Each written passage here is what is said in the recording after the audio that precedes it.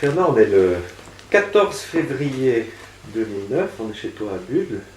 Que t'inspire le 14 février? Ah, c'est la Saint-Valentin. Ah, c'est ça, Simone qui m'a rappelé ça de bon matin. Elle avait sûrement envie de quelque chose.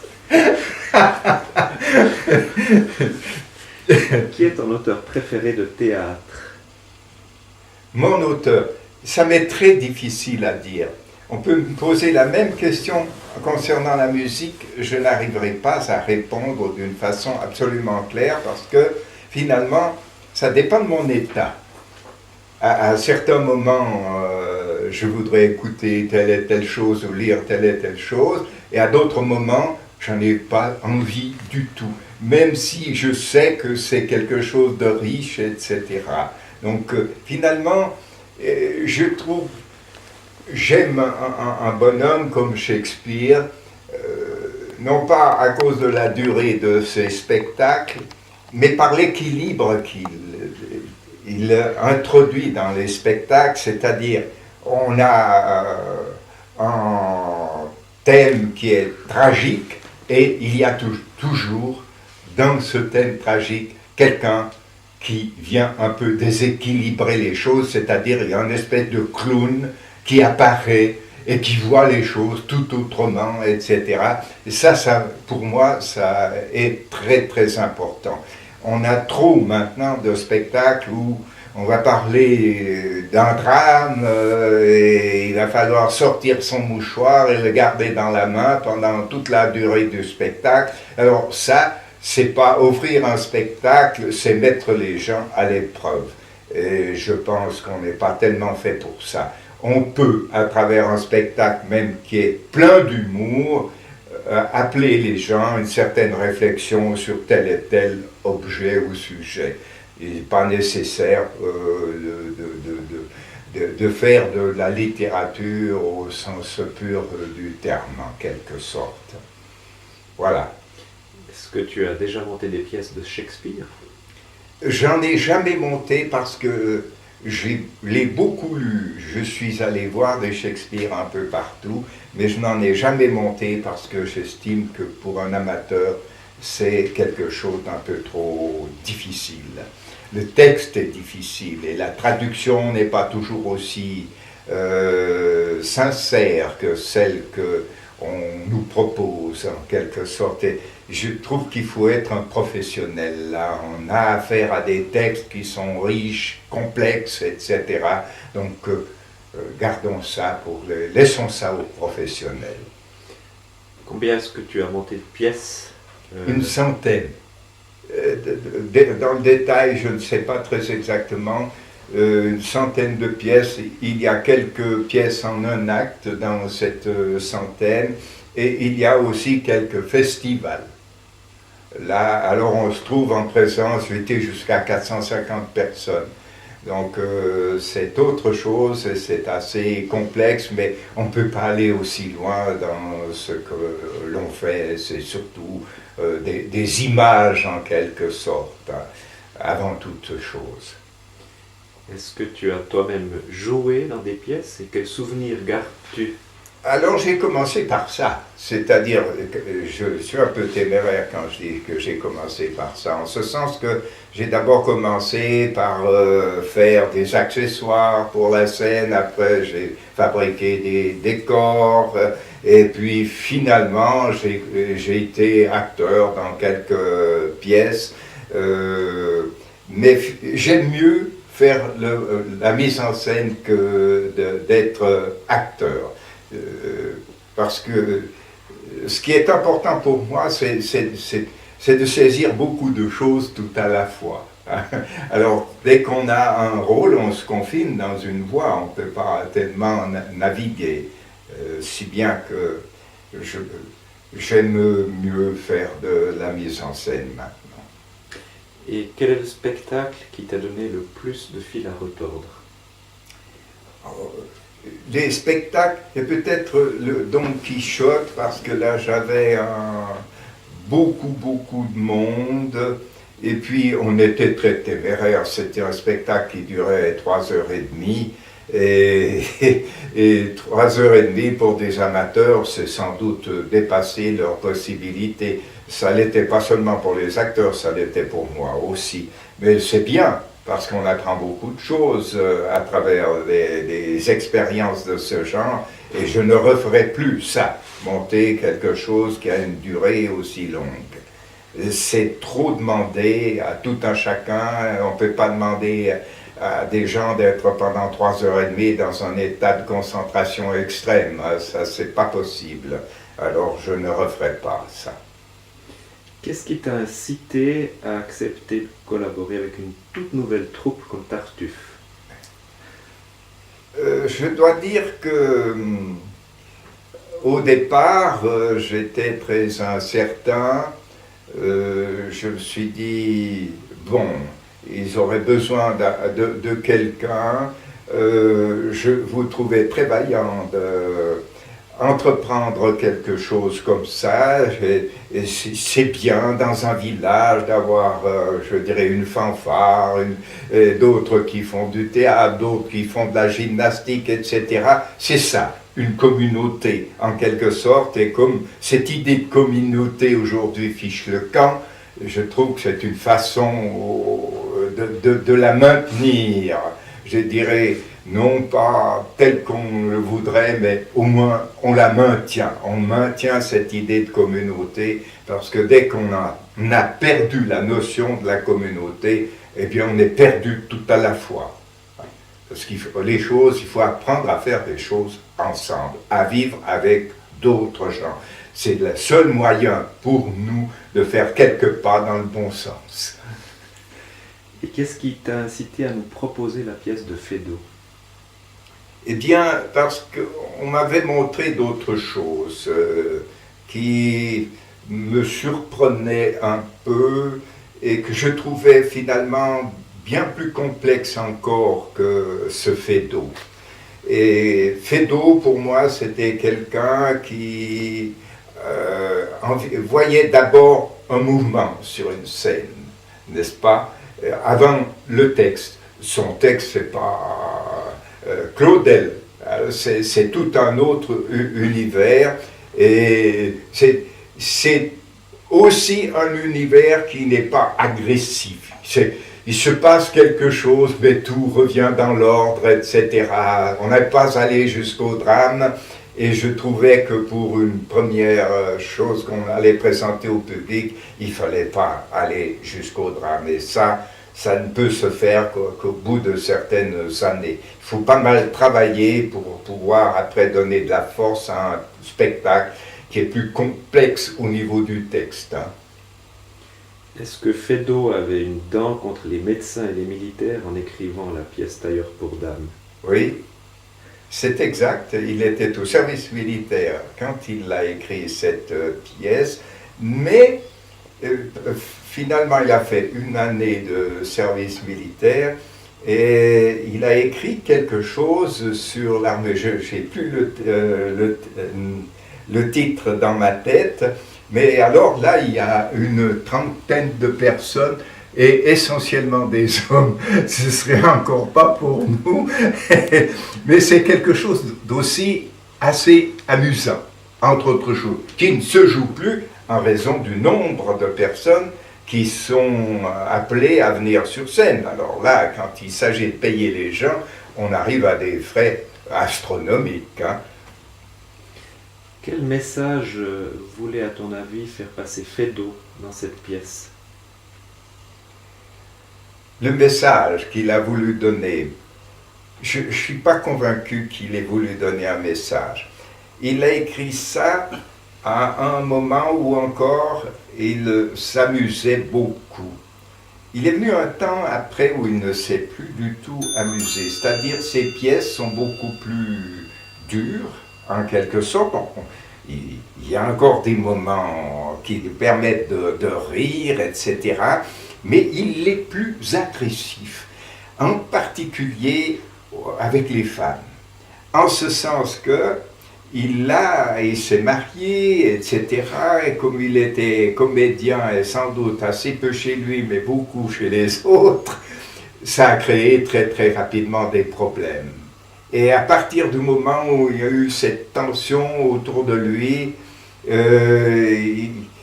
ce qu'il écrivait ou ce qu'il a écrit est devenu beaucoup plus acerbe, en quelque sorte. Hein.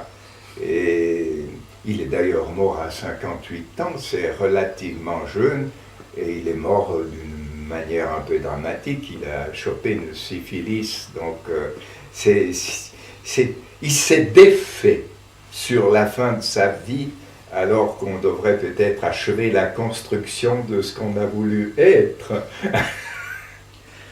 Est-ce que toi-même tu as voulu faire passer un message dans ta mise en scène?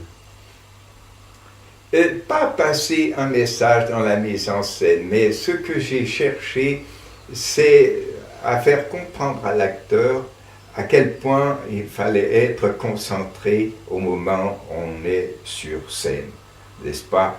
On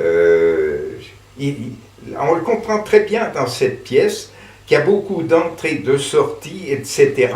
Et au moment où on entre sur scène, on entre avec quelque chose. Pas seulement un texte, mais quelque chose. Et ça, d'une façon générale, je l'ai observé, ça a assez bien marché.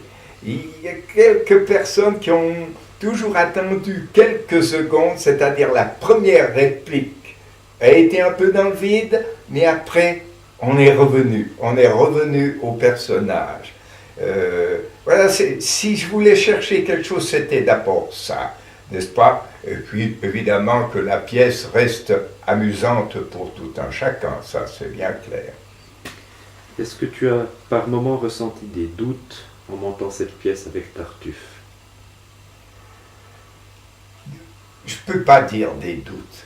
Depuis le temps que je fais des mises en scène, et je ne les ai jamais faites nécessairement avec les mêmes personnes, c'est-à-dire qu'on en a qui viennent dans une troupe, c'était le cas en tout cas au Préto, qui sont là pendant quelques années, ils terminent des études ou un apprentissage, et après, ils se dispersent dans la nature. Par conséquent, il faut trouver des personnes qui viennent les remplacer. Donc, on est confronté d'une façon permanente à des personnes qui n'ont pas nécessairement une idée assez claire de ce qu'est peut être une scène et des exigences qui sont nécessaires pour aboutir à quelque chose. Alors, si bien que non, je ne crois pas, j'ai plutôt eu l'idée inverse. Il fallait qu'on se trouve les uns et les autres.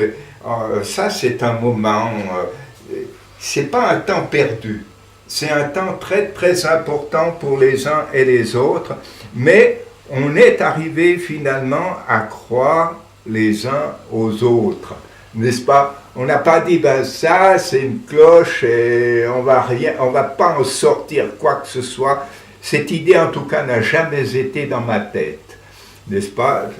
Au contraire, je me dis, voilà, on a de la peine, ça me paraît normal, d'autant que je venais quand même avec un arrière qui était assez lourd chez moi, en ce sens que depuis le temps que je fais ça, je finis par sentir quand quelqu'un me sort quelque chose ou pas. Et je suis assez exigeant pour ça, c'est-à-dire, dès que je sens rien, quand je suis en face de quelqu'un, je me dis, il sent rien. Hein? Parce que la moindre des choses qui se passent en lui, je l'entends. Simplement à le regarder, à voir la tenue de son corps, etc. Donc non, ça n'a pas été. Ça a été pour moi une bonne expérience, je dirais même une heureuse expérience, parce qu'elle s'est bien terminée. Précisément, qu'est-ce que tu ressens maintenant que la pièce est finie? Eh bien, j'ai peut-être moins de remords que j'en ai parfois. C'est-à-dire que j'ai eu quand même le sentiment qu'on était arrivé à un accord entre les uns et les autres. On n'a pas toujours ça, n'est-ce pas? Cet accord n'est possible que lorsque on a un peu abandonné ce moi-je qui bien souvent nous met en prison plutôt qu'il nous apporte quelque chose. Hein. Et ça, je ne l'ai pas beaucoup ressenti là. C'est étonnamment, parce que d'une façon générale, on a toujours un ou deux acteurs ou actrices qui ont une telle idée d'eux-mêmes, ils ne vont jamais se débarrasser d'eux-mêmes. Ils seront toujours le même personnage, et ils ne seront même plus un personnage quand ils vont assez loin, n'est-ce pas? Voilà. Est-ce que tu peux nous dire combien de temps tu consacres à la mise en scène d'une pièce du type de Tailleur pour dames? J'ai pas du tout compté mon temps, mais j'ai mis beaucoup de temps. Je suis obligé, moi, de sentir chaque personnage. Donc, faut lire, relire, etc. Et non seulement lire, mais il faut revenir souvent sur cette idée. Qu'est-ce qu'il faut faire ici? Est-ce qu'il faut transformer ça? Etc., etc., etc. J'ai pas compté mon temps, mais j'en ai mis énormément. Et c'est toujours mon cas, parce que je suis un petit peu maniaque. Hein? C'est-à-dire que j'entreprends quelque chose, en me disant, mais il faut qu'ils apprennent quelque chose. Et que tu continues à apprendre quelque chose. Et si tu veux ça, eh bien, il faut être très attentif à tout ce que tu fais. Et voilà. Quelle est la pièce qui te tiendrait le plus à cœur de monter? C'est variable aussi. Hein? Ça dépend de mes états. Je ne peux pas dire que... Je ne peux pas dire ça. Hein? C'est tout d'un coup, je me dis, ben, tiens, ça, j'aimerais bien monter. Après, je remets mon nez dans autre chose. Je dis, ah, voilà, ça tiendrait assez bien. Mais, d'abord, ce qu'on aimerait bien monter, c'est une chose. Après, quand il faut faire un choix, on n'est plus tout à fait en face de cette chose. C'est-à-dire qu'on doit tenir compte des personnes qu'on a dans son environnement, avec qui on va faire un parcours, et non seulement de ces personnes-là, mais du public. Et c'est la raison pour laquelle parfois je me dis non, on va quand même pas aller aussi loin, parce que parfois donc il y a un certain public, ça on le ressent assez rapidement, qui au fait, vous allez dire n'importe quoi sur scène, pourvu que ça fasse rire, ils seront contents. J'en suis quand même pas tout à fait là. Donc, pourquoi? Je n'en sais rien, mais peut-être parce que j'estime que ici-bas, on fait un parcours. On ne sait pas où on va, n'est-ce pas? On va chercher toute sa vie, trouver des réponses aux questions qui mijotent en soi, mais je me dis alors, on va quand même pas, puisque on veut faire quelque chose pour cette société et on voudrait que ce qu'on fait lui apprenne quelque chose, c'est-à-dire attire son attention sur tel et tel sujet intéressant, etc. Voilà un petit peu, ça c'est un peu ma préoccupation quand je fais des mises en scène, mais j'ai pas été d'une façon constante vers le rire. Hein. J'ai plutôt été vers un théâtre de réflexion pendant assez longtemps. C'était d'ailleurs un peu ce que recherchait ici les tréteaux de Chalamala. Ça tenait un peu au milieu dans lequel je naviguais, ça, n'est-ce pas? Il n'aurait pas, par exemple, accepté de jouer n'importe quoi, même si ça faisait beaucoup rire. Quelle est l'origine de ta passion pour le théâtre? C'est vraiment invraisemblable, ça. C'est-à-dire que c'est quelque chose qui est venu en moi petit à petit. Peut-être déjà, ça tient à mon enfance, je vivais pas dans le village, mais à 1 kilomètre du village. C'était la gare d'Estavanance, qui aujourd'hui n'est plus là, n'est-ce pas? Il y avait en même temps les voitures qui passaient devant la gare, il y avait des barrières, etc., etc. Et là, j'étais seul. Et mes parents ne me permettaient guère d'aller à gauche et à droite. Ils voulaient que je sois un garçon discipliné. Alors j'étais seul.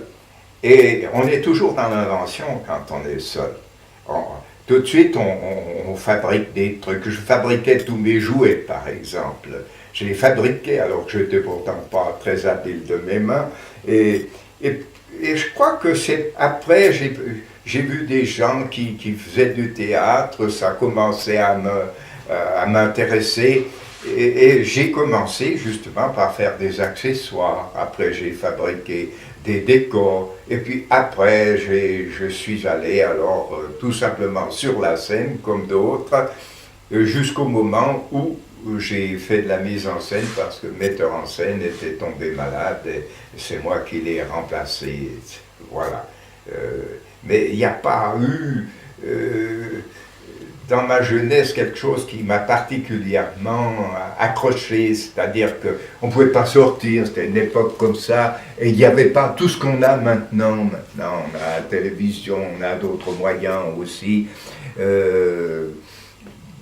Si on voulait voir un spectacle, il fallait déjà aller à Fribourg, n'est-ce pas? Ici, il n'y avait que les spectacles qui étaient montés par les gens du cru. Mais si on voulait voir quelque chose qui avait un peu plus de force et de couleur, il fallait aller ailleurs. C'est ce qu'on a commencé à faire avec les tréteaux à partir d'un certain moment.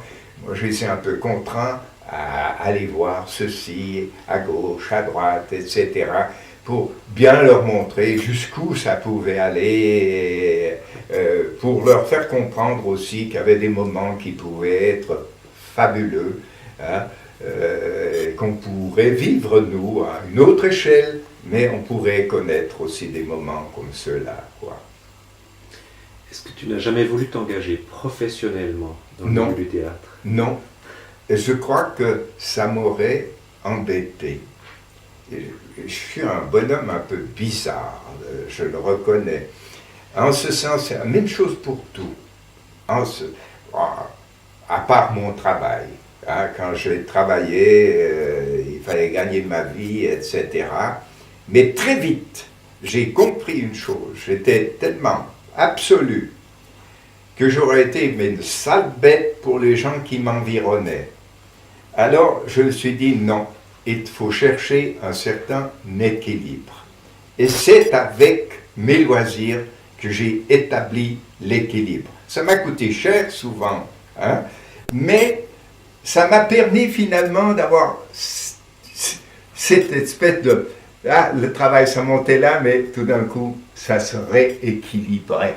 Alors, ça m'a permis, je crois d'ailleurs, de travailler mieux là où je devais travailler. Parce que ça m'a obligé à être très curieux, et puis à ne pas m'arrêter, à me dire, le monde, il est là, dans mon bureau, etc.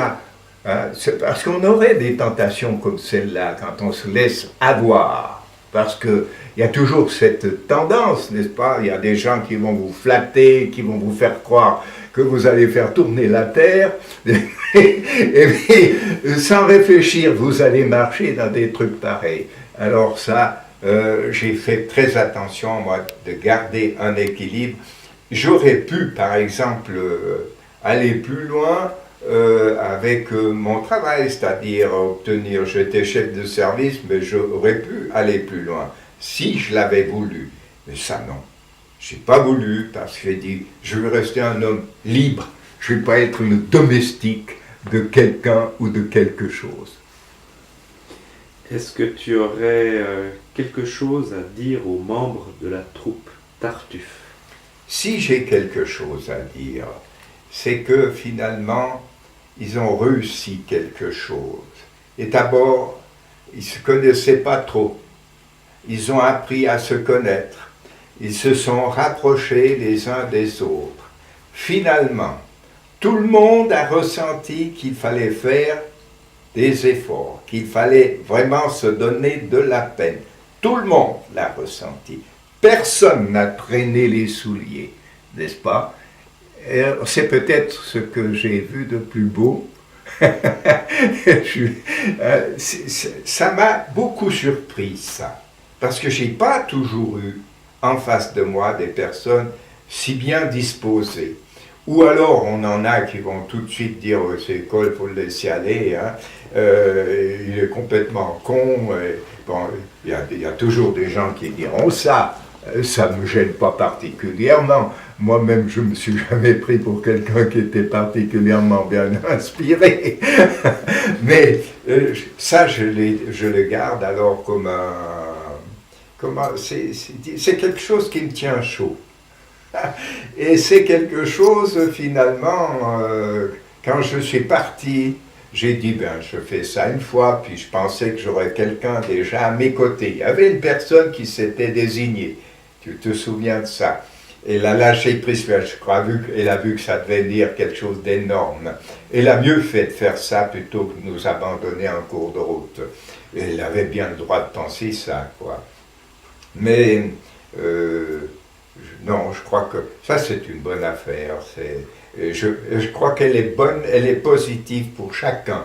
C'est ça surtout qui est, pour moi, assez rassurant. Mais, je me suis dit, ben, je fais ça, et puis après j'aurai quelqu'un, peut-être que je peux continuer à aider, mais je ne me sens pas quand même des forces extraordinaires. Et puis je me dis toujours, mais je peux disparaître du jour au lendemain. Alors je ne voudrais pas laisser les gens dans la pagaille. Je trouve que ce ne serait pas honnête, hein. Et si bien que je me dis, ben, j'essaye de donner ce que je peux aussi longtemps que je le peux, et quand il faut abandonner, eh bien, on abandonne. Et puis,